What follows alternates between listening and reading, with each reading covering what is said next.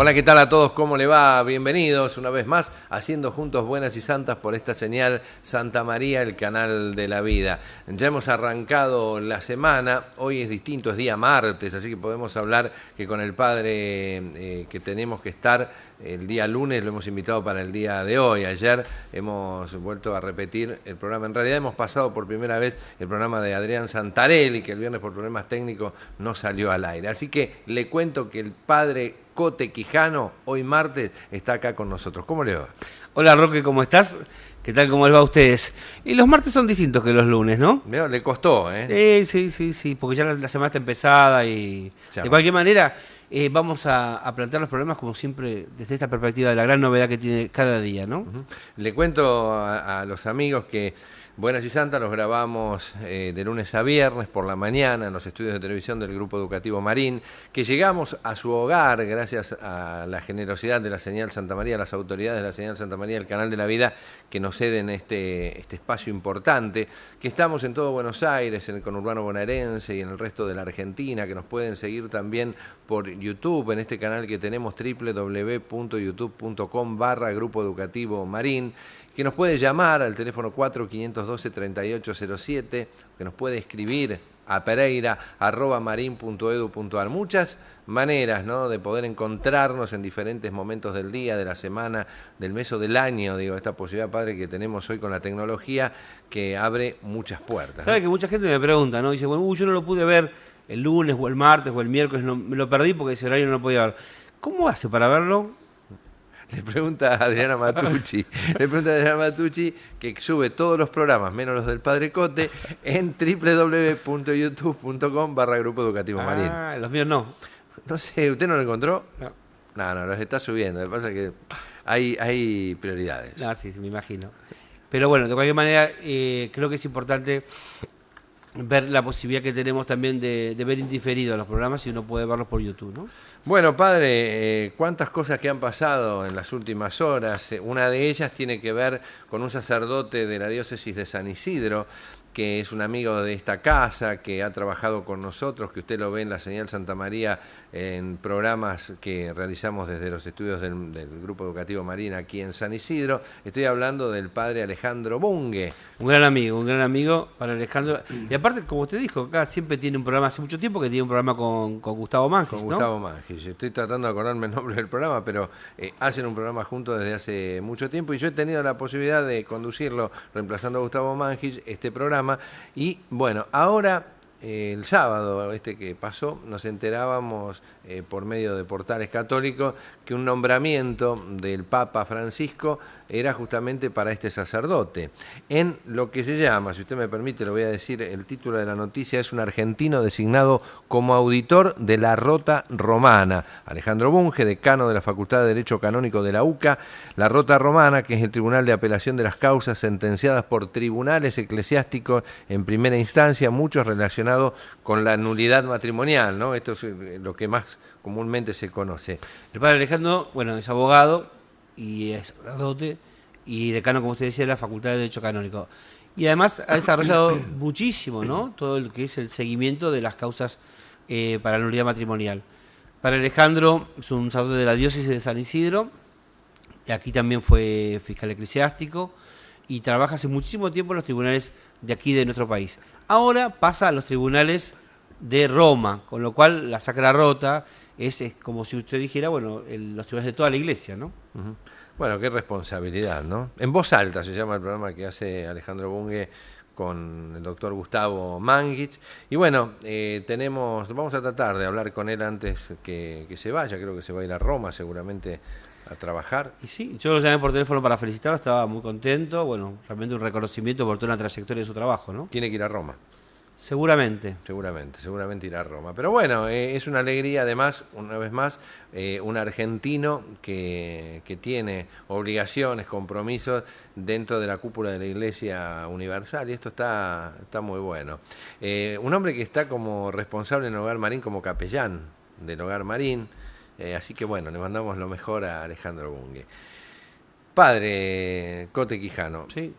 Hoy tiene cuentito, porque el otro día se lo voy a decir Usted no ve los programas, a veces porque... Sí, lo veo a veces.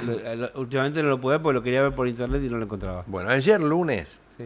el programa que debería haber salido el viernes, que por problemas técnicos no salió, con el padre Adrián Santarelli, yo en un momento del programa dije, me pongo en el lugar de los amigos que están en casa y estoy feliz como ellos porque de lunes a viernes estoy acompañado con personas que cada uno con su capacidad, con su talento y con alguna particularidad hacen que este programa tenga mucha vida, mucha energía. Más allá de Adriana Matucci, que es nuestro director y le pone toda esta suerte de acompañamiento también en la edición, la buena onda y demás. Entonces él contaba que tal día viene el doctor Matucci, profesional de la salud, de la educación, del periodismo. Entonces el padre Cote con el cuento. Al respecto, dijo el padre Santarelli, quiero comentar que la gente reclama el cuento, porque parece que nos está metiendo el cuento a todos. No nos cuenta el cuento, padre. Y es verdad, hace una semana ya que está ausente el cuentito. Está bien, está bien. Bueno, vamos a tratar de... Hoy, si los tiempos dan, vamos a avanzar sobre el cuento. No me mete el cuento. Bueno, en el programa de hoy vamos a arrancar hablando de este Papa Francisco, ¿no? Este hombre que sigue generando noticias, gestos, que sigue siendo importante cada una de sus presentaciones. Ahora ordenó a 10 sacerdotes, ¿no? Los primeros sacerdotes creo que ordena el Papa Francisco, entre ellos un sanjuanino de 40 años. Y bueno, vamos a ver las imágenes y después hacemos un comentario al respecto.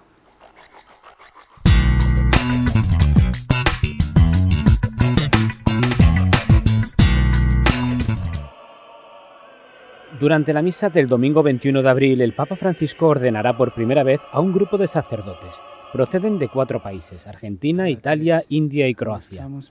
La misa comenzará a las 9:30 de la mañana en la Basílica de San Pedro. La edad de los sacerdotes oscila entre los 26 y los 44 años. 4 de ellos proceden del Seminario Mayor de Roma. Uno tiene 40 años y es de Buenos Aires. Fue el encargado de ayudar durante su misa de toma de posesión al Papa en San Juan de Letrán.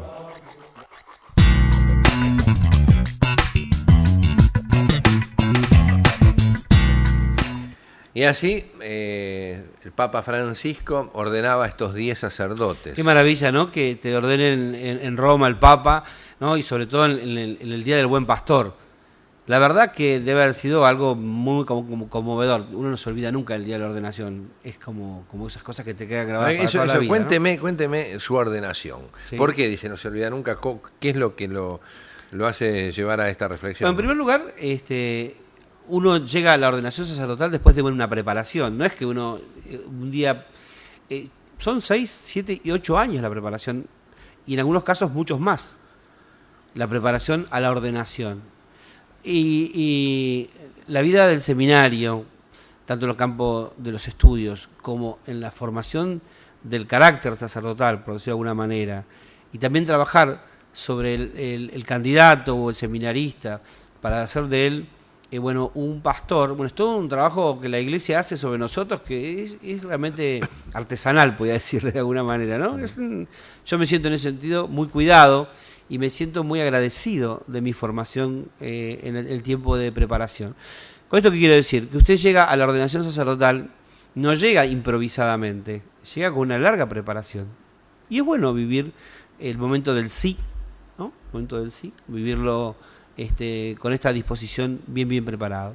En segundo lugar, cuando uno vive la emoción del momento sacramental, el momento de la celebración, el momento de la ordenación, el rito tiene un momento en el cual uno se tira al piso, ¿no es cierto?, se postra, con sentido de humildad para decir, bueno, aquí estoy, Señor, me entrego en tus manos, igualmente como lo del Viernes Santo, en la cual es bastante impresionante, ¿no es cierto?, esa imagen, porque no es solamente por una actitud donde uno se inclina un poco, sino que uno se tira al piso en sentido de humildad y en sentido de entrega total, ¿no? Yo le voy a hacer una pregunta que mucha gente se hace todos los días y estamos confundidos. ¿Cuáles son los votos que hace un sacerdote? ¿Todos los sacerdotes hacen los mismos votos? ¿Depende de la congregación? Cuénteme un poquito esto porque ahí tengo una gran duda. En primer lugar, los sacerdotes no hacemos votos, ¿no?, sino que hacemos una promesa. Igual que usted cuando se casó hizo una promesa, ¿se acuerda? Dijo, yo te prometo a vos, Mónica, ¿no?, serte fiel. tanto en la prosperidad como en la adversidad. En la salud, bueno, esa promesa abrió a una vida matrimonial, Sí. Y luego a la vida familiar. Toda esa misma promesa está contenida en esas palabras. Bueno, nosotros también hacemos una promesa. Ajá. Y prometemos, primero, fidelidad, ¿no?, a la vida de la iglesia. Prometemos ser hombres de oración, comprometer nuestra vida también, y nos comprometemos y prometemos vivir célibes. Y el tema de la riqueza, ¿no? Porque uno dice, hay voto de austeridad, ¿no? No hacemos promesa de pobreza. No se hace, no se hace. Hay algunas congregaciones que sí, me imagino los franciscanos Los puntualmente. franciscanos y bueno, las congregaciones religiosas hacen además una promesa de pobreza. Ajá. Esto es lo que se agrega en algunas congregaciones puntuales. Exactamente. Está bien, ¿no? Esto está bueno decirlo. De cualquier manera, dentro del contexto de las promesas que realizamos nosotros los sacerdotes, no está explícito, pero está implícito. Digo, no es excluyente. Digamos. No, ¿sabe por qué le digo esto? Porque mucha gente le pasa que de repente ve pasar un cura con una nave espacial, con un auto de última generación o con equipos tecnológicos de mucho costo y mucho valor, y uno se pregunta, ¿qué pasa? ¿No?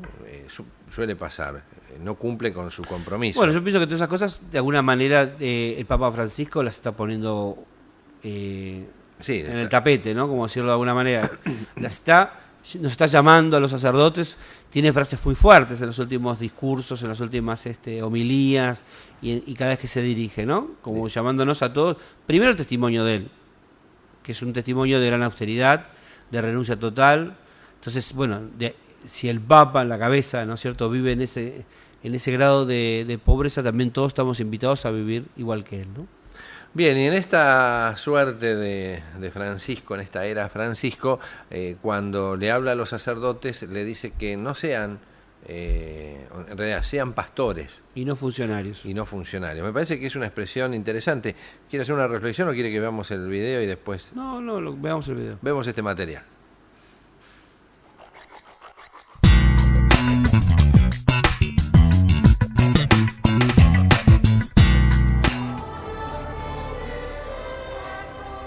La ceremonia de ordenación de sacerdotes es larga y muy emocionante y el momento del abrazo entre los nuevos sacerdotes y su obispo es inolvidable.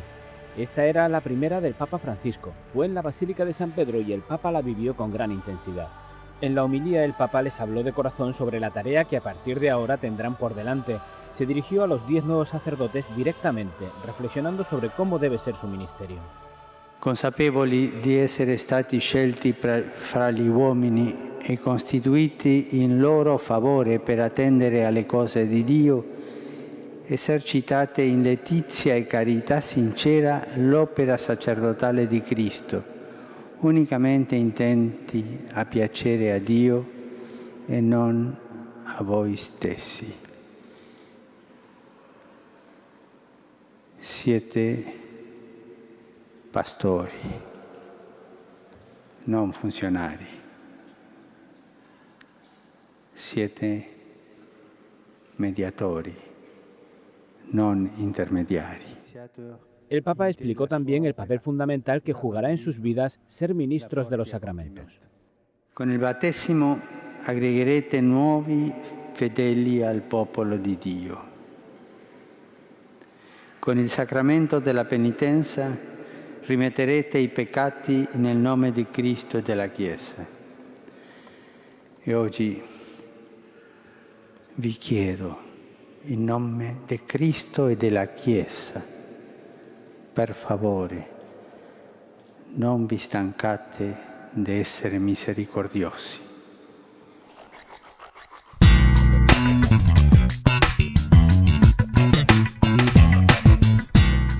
Y así pide el Papa Francisco, que no sean funcionarios, que sean pastores.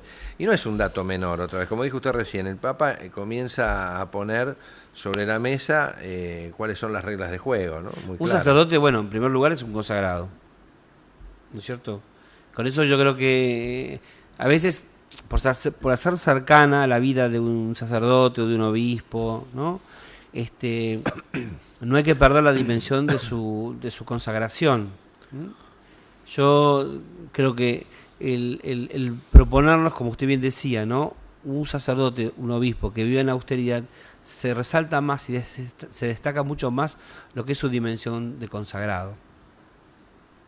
A veces la gente dice, no, padre, usted sea más humano, ¿no? Sí, por supuesto, en los sentimientos, sea más humano en la comprensión, sea más humano, te dice la gente, para que vos, como diciendo, no se ponga tan lejos.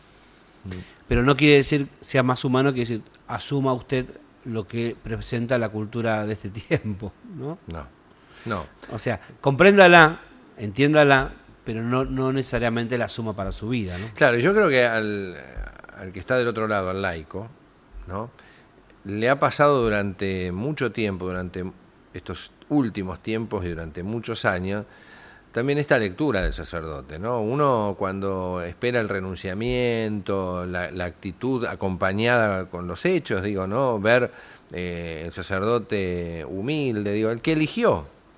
Digo, porque esto el otro día veía un video de Cáritas donde el cardenal Bergoglio en su momento se manifestaba molesto, ¿no? por expresiones, no sé, por ejemplo, contaba, ¿no? Ponía como ejemplo cuando uno hace una cena a beneficio poniendo cosas fastuosas, sorteando joyas y demás para hacer beneficencia. Dicen, no es así, no es así. Es como Libertad, la amiga de Mafalda, ¿no? Que decía, decía Libertad, vamos a hacer un evento donde vamos a vender tortas muy ricas, donde vamos a sortear joyas y demás, para así podemos sacar mucha plata y poder comprar todas esas porquerías que comen los pobres, polenta, ¿no? Arroz y demás. Y es verdad, cuando uno lo escucha a Francisco en esas intervenciones, dice, claro, en realidad esto es lo que debería haber sido siempre, pero se ha trastocado todo esto, ¿no? Y creo que a los sacerdotes les viene bien esta sacudida. Sí. Esta referencia que usted hace me parece muy interesante. Yo creo que tiene que haber una coherencia en toda la propuesta de la Iglesia. Nosotros todos, laicos, sacerdotes religiosos, consagrados, obispos, somos el rostro de Cristo en su conjunto, ¿no? Todos formamos el rostro. Todos, total. Y la gente cuando se acerca a Dios espera ver este rostro de Cristo sufriente y Cristo misericordioso. Cristo misericordioso, ¿no? Y Cristo sufriente. Entonces, si usted se acerca a la iglesia y encuentra esto que usted dice, la fastuosidad, evidentemente no es el rostro de Cristo. No. Y esto pasó con el Vaticano, digo, ¿no? Porque esta mirada de... Usted va a un grupo de catequesis, ¿qué es lo primero que pregunta un padre nuevo? Yo, por ejemplo, empecé la catequesis de primer año este sábado. ¿Qué pregunta? Dice, explíqueme, padre, ¿qué hace, por qué el Vaticano tiene tanta plata? Bueno, la típica. Y bueno, es típica, pero pasan los años, y sigue siendo la pregunta típica. ¿Qué quiere decir? Que nunca la gente encuentra la respuesta. No, porque no se dan respuesta. Digo, y aparece Francisco y dice, la respuesta es el renunciamiento, es la austeridad, es la manera de vivir humilde. A ver, una iglesia pobre para los pobres, o sea, porque el concepto de la iglesia es esta, ¿no? Es estar al lado de los que menos tienen, desprenderse de...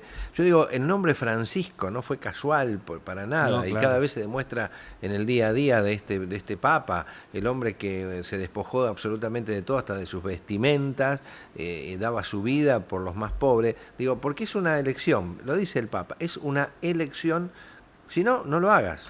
De cualquier manera, cuando se habla de la pobreza, se corre el riesgo, no lo digo por el Papa, lo digo a veces por los que repetimos lo que el Papa dice, ¿no? Uh-huh. Se corre el riesgo de tomar una actitud declamativa, ¿no? Declamadora. Sí. Pero mire, el tema de la pobreza significa solidaridad y compromiso con el otro. Digo, a ver, no me interesa tanto que las personas anden vestidas mal, digamos, o andrajosas, ¿no? Me interesa mucho más que el producto de su austeridad se vuelque en acciones comprometidas y solidarias. ¿Me entiende lo que le digo? No es tanto la actitud solamente de no tener, sino lo que tengo, poder compartirlo. Eso estamos de acuerdo. No, estamos de acuerdo, digo, pero a veces también uno puede entrar en esto de, digamos, de privarse y de privarse. Y yo creo que si uno se priva de algo es en función de poder ponerlo al servicio de los demás, ¿no? Ahí lo entendí, estamos de acuerdo. No, esto es una práctica de la iglesia, sobre todo en el tiempo de la Cuaresma. Vio que a la gente se le dice, renuncie o haga ayuno, pero también juntamente con la invitación a renunciar y hacer ayuno se le dice, sea generoso y dé limosna. Claro. Que el fruto, perdón, el fruto de mi renuncia se convierta en compromiso solidario con el otro. Bien, avanzando en el programa del día de hoy, recuerden, nos puede llamar 4512-3807 y líneas rotativas, o nos puede escribir a pereira@marin.edu.ar. Hay cardenales que, bueno, hacen declaraciones en el mundo, y ha hablado Monseñor, el cardenal Cañizares, explicando que en realidad este Papa, el que lo elige es el Espíritu Santo, ¿no? Pero era el que nosotros queríamos. Mire, esta es la explicación de este cardenal, que si no me equivoco era la primera participación en un cónclave.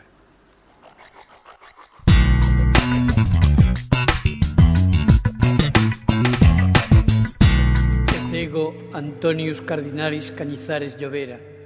El cónclave en el que eligieron al Papa Francisco fue el primero del cardenal español Antonio Cañizares. Vivió con intensidad los días de sede vacante, pero a partir del traslado a la Casa Santa Marta el ambiente lo impresionó.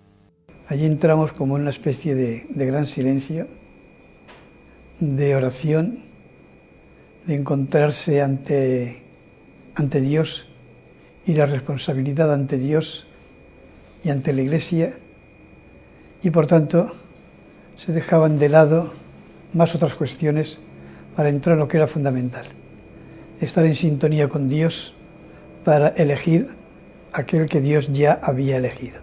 Durante el cónclave hablaban por los pasillos y en las comidas expresaban libremente lo que cada uno de ellos estaba buscando. Y el Papa que yo buscaba, lo había comentado con algunos: necesitamos un nuevo San Francisco que reproduzca el encuentro, la visión que tuvo de la iglesia de San Damián, reconstruir, restablecer, fundamentar de nuevo la iglesia, que es un hombre de las bienaventuranzas, evangélico, sencillo, pobre, humilde, que además amase mucho a la iglesia, que se sintiese muy al lado de los hombres, hermano de los hombres, y que viviese también con una gran alegría. Visto el resultado de las 5 votaciones, se siente muy satisfecho con el nuevo Papa. Creo que es el Papa que la Iglesia necesita. Después del pontificado tan extraordinario de Juan Pablo II, el pontificado tan hondo, tan firme, de tanta sabiduría de Benedicto XVI, necesitamos un pontificado donde esa nueva evangelización, esa sabiduría, se plasmase en que los pobres son evangelizados, que es el signo realmente de la presencia del Señor, de Salvador, en medio de los hombres. El estilo sencillo del Papa Francisco también se nota en las celebraciones litúrgicas. El cardenal Cañizares, prefecto de la Congregación para el Culto Divino, considera que la actitud del Papa ayuda a vivir las ceremonias con profundidad. Tenemos un hombre de Dios que vive la experiencia de Dios y la presencia de Dios, y por siguientemente lo expresa en ese gesto de adoración, de recogimiento, que es no solamente en el momento de la consagración, sino que es también al escuchar la palabra, al recitar el salmo, en los silencios que guarda. Todo eso me parece que nos hace pensar en una iglesia que no pierde hondura, al contrario. El cardenal Antonio Cañizares considera que las primeras semanas del pontificado del Papa demuestran que acertaron. Era lo que esperaban los creyentes y también los no creyentes.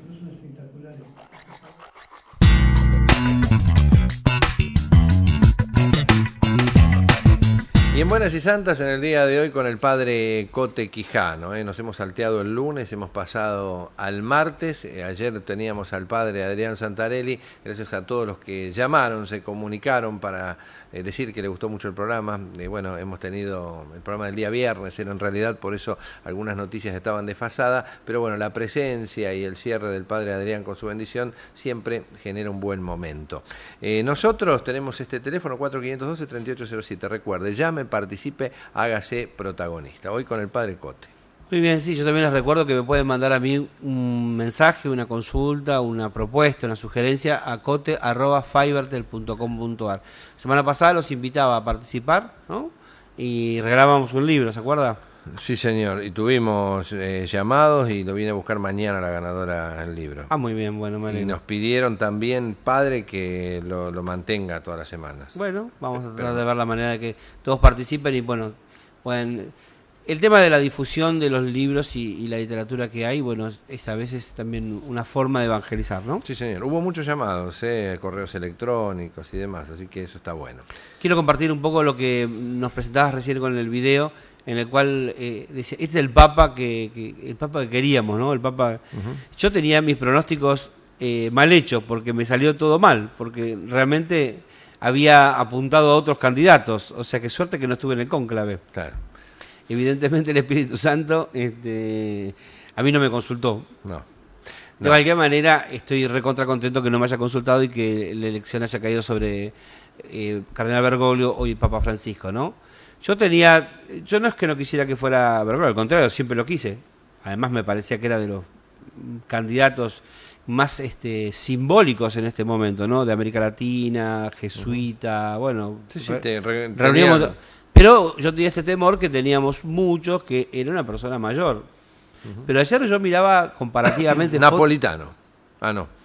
No, el presidente de Italia. ¿Vio? Sí. Napolitano, vuelve a ser presidente, 87 años. 87 años. Sí, increíble. Qué increíble, yo pensaba en esto, ¿no? Pero que... No, sí. Digo que uno piensa a veces que una persona más joven la que va a traer la renovación. Pensábamos todo eso. Sí. Porque uno dice, bueno, es joven, está más cercano y con más fortaleza.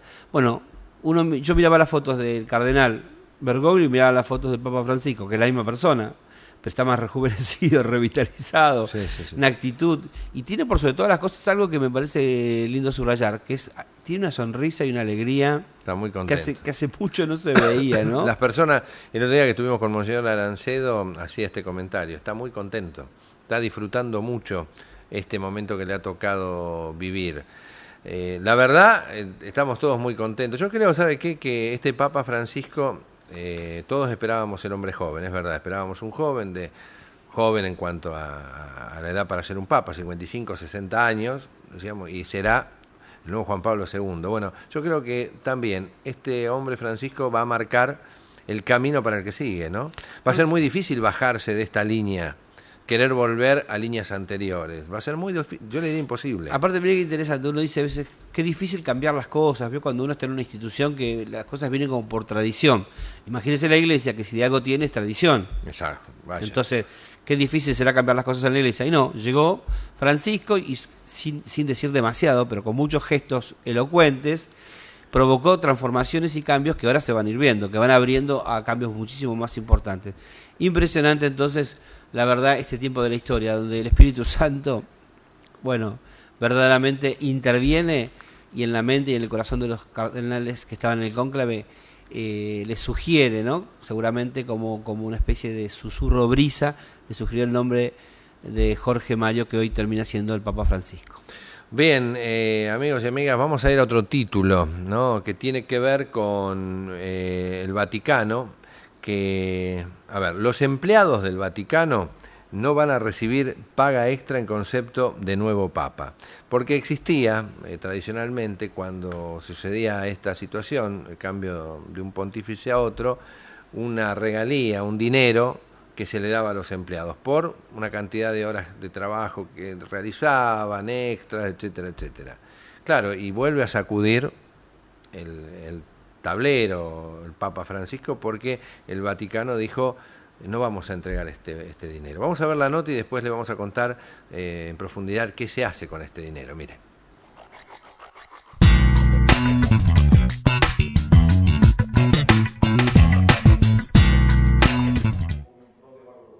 Lo habitual tras una transición papal es que los empleados del Vaticano reciban una paga extra, pero en esta ocasión el Papa Francisco decidió entregarlo a los pobres.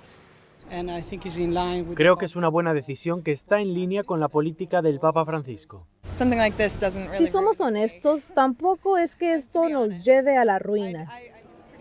Mary Nolan trabaja en la edición en inglés del periódico del Vaticano, el Observatore Romano. Como tantos otros, trabajó horas extras tras la renuncia de Benedicto XVI durante el cónclave y en la elección del Papa Francisco.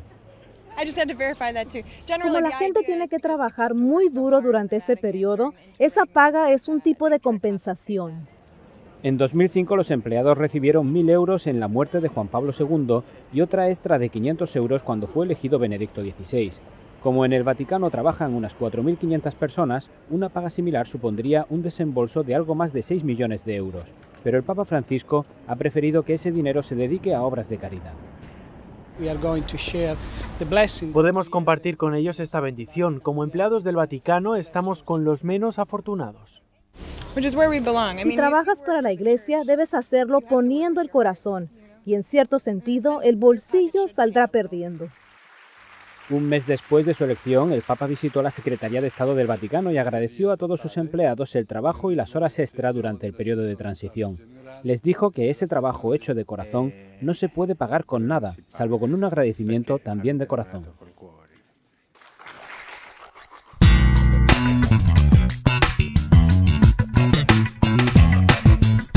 Bien, y usted escuchó la noticia, yo se la voy a ampliar, lo cuento lo que dice esta agencia noticiosa digital que es AICA. El Vaticano destinará 6 millones de euros para los necesitados o para los más necesitados. La Santa Sede decidió destinar una suma estimada en algo así como 6 millones de euros a obras de caridad, al no pagar un bono extra como se acostumbraba cuando se da una transición papal. Tras un interregno, los empleados del Vaticano recibían un pago extra en concepto de las horas fuera de jornada y el mayor esfuerzo que realizaban. En una visita a la Secretaría de Estado, Francisco había dicho a los empleados que ese trabajo hecho de corazón no se podía pagar con nada, salvo con un agradecimiento también de corazón. Muy bien. Sabe que, bueno, uno participa en muchas acciones en la vida de la iglesia. Y yo le voy a decir, miren, 30 años que tengo en la vida del ministerio, lo que observo es que las personas que contribuyen en el trabajo eclesial de corazón y vocacionalmente, le ponen un plus al trabajo, ¿no? Por supuesto que está la remuneración justa. Pero digo, más allá de la remuneración justa, está ese plus que está agregado por lo vocacional, por la entrega generosa y por, bueno, lo que hace la persona como voluntario y que brilla muchísimo, ¿no?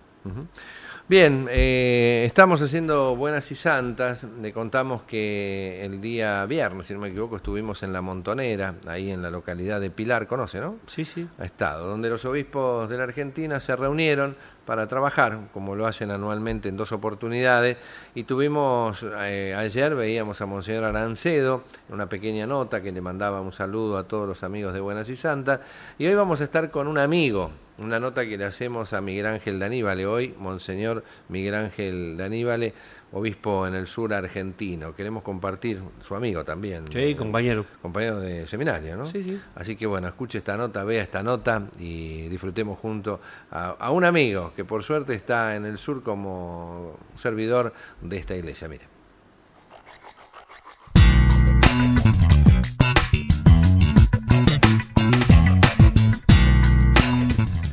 Bien, y Buenas y Santas llega hasta este lugar aquí en Pilar y nos encontramos con un amigo que ha pasado mucho tiempo por nuestro programa, con sentir con la iglesia, también por esta señora amiga.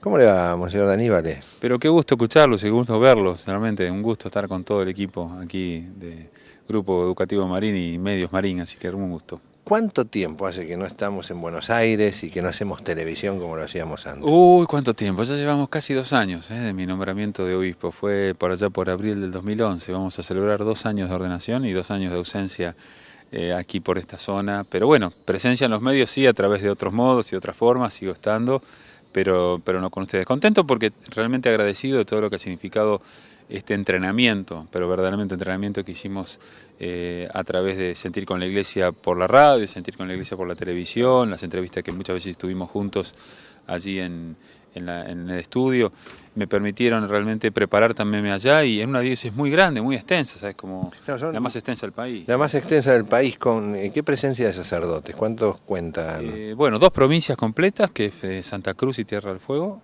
Tenemos 35 parroquias, 50 sacerdotes, 25 son diocesanos del clero y otros 23 salesianos y 3 de otra congregación que se llama Hermanos de San Juan Bautista. Para una población de... En total estamos en 380.000 personas, las dos provincias. Vamos a decir que tenemos una diócesis la más extensa del país, pero casi la menos poblada del país.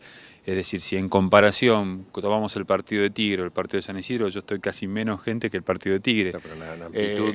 Con amplitud. Es decir, lo que yo tengo que recorrer son hacer las distancias, pero una vez que hago las distancias ya estamos en pueblos chicos de 5.000, de 6.000, los más chicos, o de 100.000, las dos ciudades más grandes, que son Río Gallegos en Santa Cruz, Río Grande en Tierra del Fuego. La gente piensa que es Ushuaia la más grande, pero es Río Grande más grande que Ushuaia, ¿no? Ushuaia es muy turística, es lindísima, pero es más grande Río Grande, ¿no? ¿Cómo, ahora que entremos en el Papa Francisco, ¿no? Porque indiscutiblemente ha sido lo más fuerte para todos en los últimos tiempos, por lo menos creo que la noticia más importante para los argentinos de la historia. ¿Cómo la vivió Miguel Bueno, Ángel? primero esa tarde habíamos tenido una reunión de sacerdotes porque armamos un domingo de Ramos comunitario en Río Gallegos que fue espectacular, además con el efecto Francisco después, pero en ese momento no sabíamos, fue ese miércoles 13. Y bueno, yo me iba a descansar un rato y vi que había fumata blanca, así que dije, no, vamos a ver quién. Junté a los sacerdotes de la curia, que somos 4, y nos quedamos ahí mirando, esperando esa hora. Fue larga, fue 1 hora y 20, ¿no? Y cada uno hacía su apuesta. Yo estaba por escola, no sé por qué, si pensaba que, no sé, lo digo porque pensaba que quizás Italia iba a volver a tener un papa, o porque no había cambios, no sé, me imaginé eso, la verdad. El que estaba al lado mío pensaba el canadiense, Aulet, porque decía que ese iba a traer un poco más, y el otro estaba con el francés. Así que éramos así, que uno, que el otro, hasta que al final, bueno, cuando empezó a hablar, el cardenal Turán empezó a decir, Georgius Marius. Yo lo miro al padre Antonio Rand, que muchos lo deben conocer porque es el padre que estuvo muchos años en San... Lo miro y le digo, pero ¿cómo Jorge Mario? ¿Pero quién es Jorge Mario? Claro, nos pasó a todos. Y me dice, es Bergoglio, y ahí seguía hablando a la persona en la televisión. Y ahí, bueno, yo vi que hasta la televisión misma no sabía cómo reaccionar los títulos abajo. Claro, sí, creo que creo que nadie tenía preparado, el nombre de Jorge Mario Bergoglio. Qué tremendo. Y bueno, además cuando lo vi salir, yo dije, bueno, es una cosa que me impresionó, ¿no? Porque bueno, como me decía un obispo, me parecía esa película de ciencia ficción donde aparece un actor que es otro, que hace de papa, ¿viste? Pero este no era, era verdad, pero era el cardenal Bergoglio. Y después una cosa interesante para comentar con gente que nos gusta los medios, desde ese instante, durante 3 días, yo no paré de atender medios de comunicación todo el tiempo. Yo te digo, tuve que procesar la noticia con los medios y fue muy interesante. Bueno, a mí que me gusta la parte mediática, pero a ver, vos, si me preguntás, sabés quién es el Papa o quién me está tomando la cámara o el equipo de ustedes tienen conciencia y saben lo que es la iglesia. Pero yo hablé con medios que no tienen la menor idea ni qué es jesuita, qué es eso de ser jesuita, qué es un papa, qué significa un papa. Qué maravilloso, ¿no? Y entonces ir procesando, pero lo que a ellos les repercutía, porque todos estaban admirados, todos estaban asombrados, todos estaban contentos. Había como una imagen positiva de medios que, les decía, hace poquito me nombraron obispo, también no pretendía que me llamen, yo soy el obispo del sur. Digo, pero ahí sí, con el papa sí, y yo pude tener una llegada a un montón de ciudades de la diócesis a través de la noticia del Papa y leer lo que ellos leían. Por ejemplo, uno me dijo, Monseñor, si el Papa hace esas actitudes, muchos de ustedes las van a tener que hacer. Le digo, y tenés razón. El Papa ahora es mi techo y yo quiero ser ese techo. Sí. El Papa salió a buscar a los más humildes, a la periferia. Yo no me puedo quedar como obispo guardado aquí. Bueno, yo creo, Miguel Ángel, que esto es interesante porque es un poco lo que todos o muchos estábamos esperando. Y nosotros desde Buenas y Santas, hace años que venimos diciendo que la Iglesia necesitaba una transformación, un toque. Y aparece Francisco con esta simpleza, y es lo que uno quiere ver, el laico, el hombre común, el papá, la mamá, el laburante de todos los días, quiere ver a un papa humilde, ¿sí? Más allá de todo el respeto que nos merecen todos los papas que han pasado, Juan Pablo II, la admiración que le tenemos, pero queríamos ver esto, ¿no? Alguien que diga que quiere una iglesia pobre para los pobres, y esto impactó. Uno que diga que quiere pastores con las ovejas, uno que diga no quiere una iglesia autorreferencial, y una carta que nos mandó, que ustedes la van a poder leer, que le acaba de salir en todos los medios, que dijo con claridad, prefiero una iglesia accidentada a una iglesia enferma. Porque dice, la iglesia que sale afuera, que va a salir muy afuera, se va a accidentar. Claro, pero la que se queda adentro se va a enfermar. Y prefiero 1000 veces la iglesia accidentada Se lo decía a algunas personas que me crucé estos días y a algunos medios también.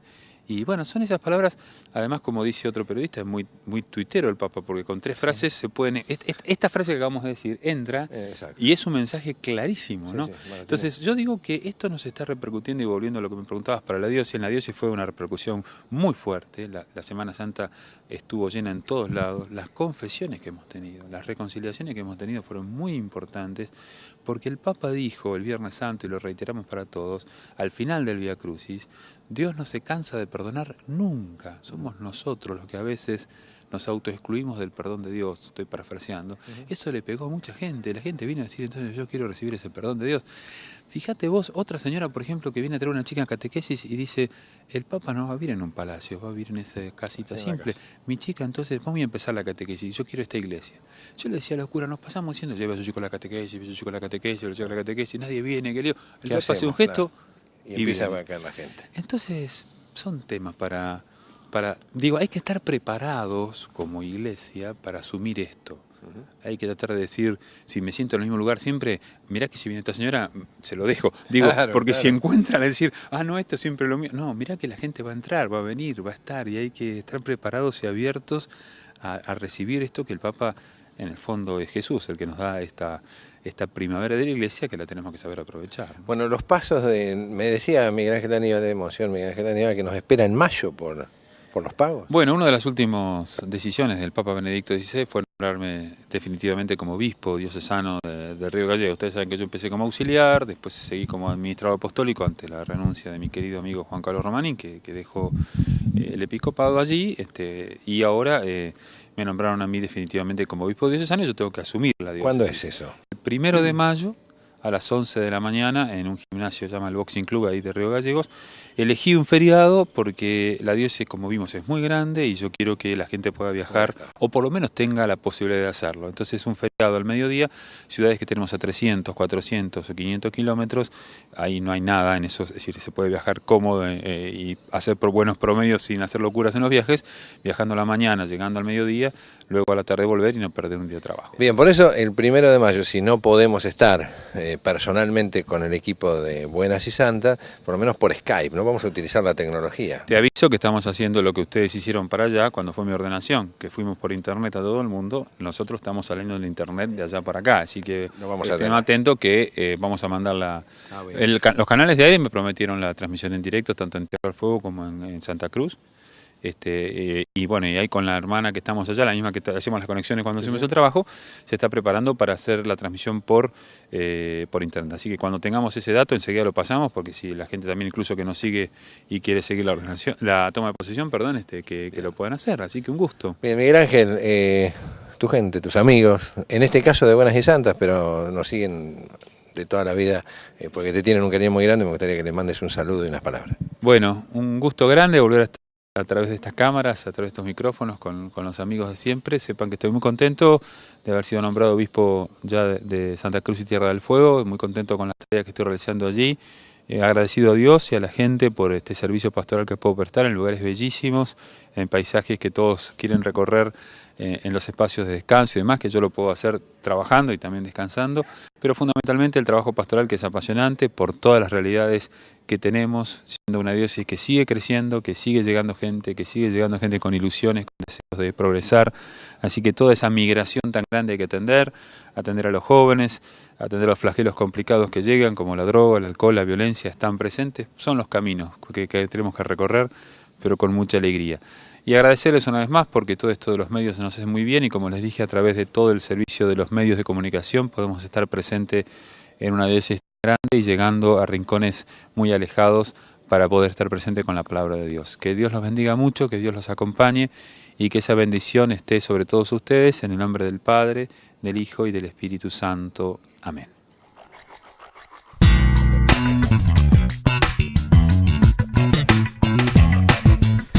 Y así compartíamos con Miguel Ángel de Aníbal estos minutos, esta invitación para el 1 de mayo, momento donde su nombramiento será oficial. Contaba que está con muchas ganas, ¿no? Que lo hace este 1 de mayo feriado para poder juntar una gran cantidad de amigos, al no ser un día laborable.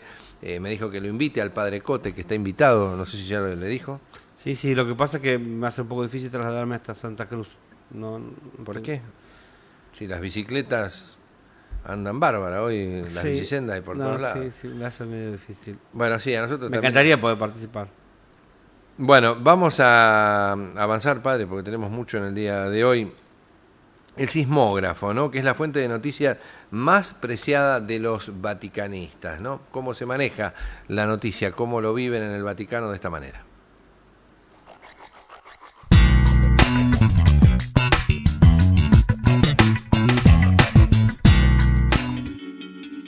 Con la renuncia de Benedicto XVI, el cónclave y la elección del Papa Francisco, los ojos del mundo se dirigieron durante unas semanas hacia el Vaticano. Más de 6.000 periodistas se acreditaron en la sala estampa del Vaticano desde todos los continentes. Algunos de ellos visitaban por primera vez Roma y para otros también era su primera vez cubriendo información del Vaticano. Sin embargo, los llamados vaticanistas, que se dedican a descifrar los movimientos que se dan en el Vaticano, además de conocimientos, información y contactos, cuentan con fuentes que son indispensables para una buena información. Este es el director de una de ellas. La web El Sismógrafo recibe cada día más de 35.000 visitas y está especializada en noticias relacionadas con la Iglesia Católica. Produce pocos contenidos propios, pero recoge y selecciona artículos de todo el mundo, escritos en inglés, francés, español, italiano y portugués. Pensamos en ese momento que la cosa mejor era ayudar a la Iglesia, a las autoridades de la Iglesia, al mundo católico, a la información católica, con una investigación del material informativo que había en red, al menos las lenguas más importantes, poniéndola en red, cargándola en red en el modo más rápido posible y limitándonos fundamentalmente a hacer el linkaje, es decir, a poner la dirección internet en la que se encontraba la noticia. La información completa y la sencillez son los puntos fuertes de este blog, pero sobre todo es una web de referencia por su velocidad. Suelen ser los primeros que cuelgan todos los discursos del Papa, incluso antes que Vatican.va, la web oficial del Vaticano.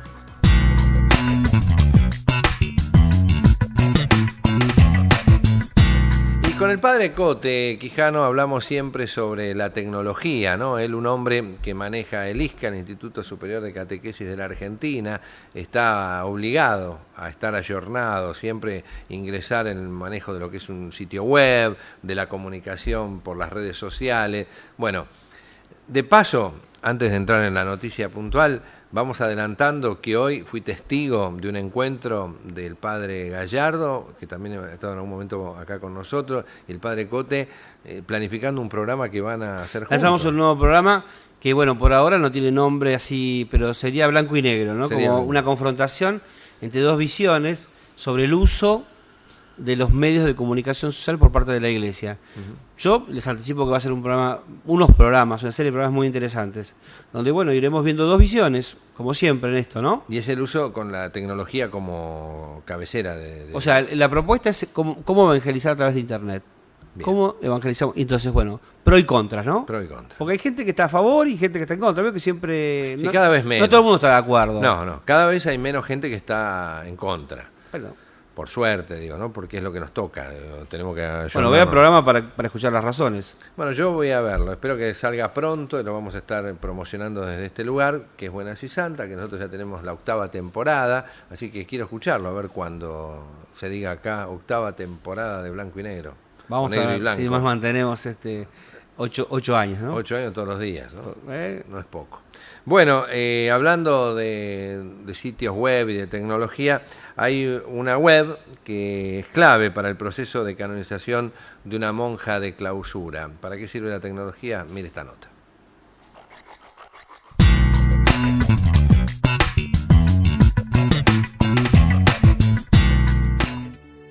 Internet ha entrado en la vida de todos, también en la de esta religiosa de clausura, la Madre María Josefa del Corazón de Jesús. No la usó durante su vida, pero ahora es fundamental en su proceso de canonización.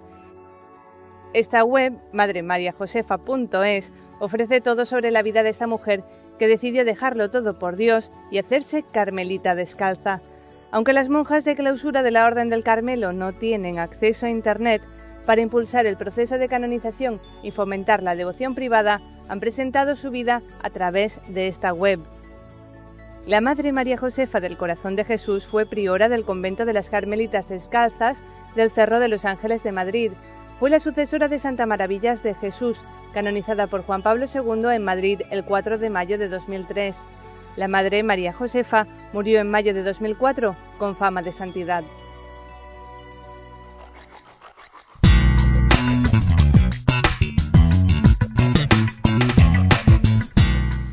Y así es, el uso de las tecnologías, las redes sociales, digamos que el mundo avanza y uno tiene que ayornarse, uno tiene que ir acompañando desde los lugares que habita, que trabaja en lo cotidiano, ir entrando en lo que va pasando, ¿no? Utilizándolo para bien.